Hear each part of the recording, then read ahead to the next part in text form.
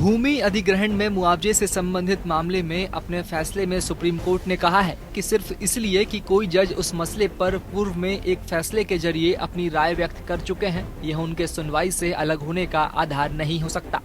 अगर ऐसा होगा तो कोई भी जज पुनर्विचार सुधारात्मक या बड़ी पीठ के पास भेजे गए रेफरेंस का हिस्सा नहीं हो पाएगा। साथ ही संविधान पीठ ने अपने फैसले में यह भी कहा है कि शीर्ष अदालत में ऐसा कोई भी जज नहीं होगा जिसने भूमि अधिग्रहण अधिनियम की धारा 24 को लेकर पूर्व में कोई राय नहीं दी होगी।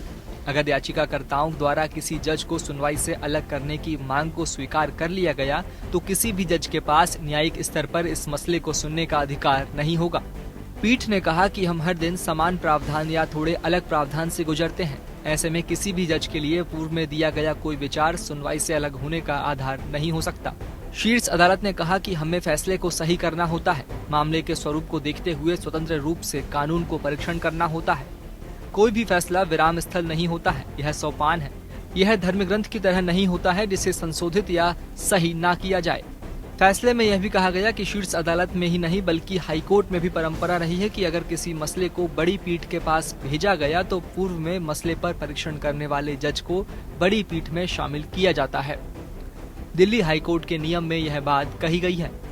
साथ ही फैसले में 5 सदस्यीय संविधान पीठ ने यह भी कहा है कि कोई याचिकाकर्ता यह तय नहीं कर सकता कि पीठ में कौन सदस्य हो। अगर ऐसा हुआ तो न्यायपालिका की स्वतंत्रता के खिलाफ होगा। ऐसे में पक्षकार अपने मनमाफिक पीठ द्वारा सुनवाई की बात करेंगे। साथ ही ऐसा होने से फोरम शॉपिंग की बाढ़ आ जाएगी।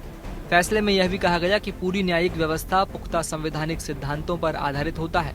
किस मामले को सुनवाई के लिए जज के पास भेजा जाए यह अधिकार प्रधान न्यायाधीश के पास होता है, जिससे कि पक्षकार अपने हिसाब से जजों का चयन न कर सके।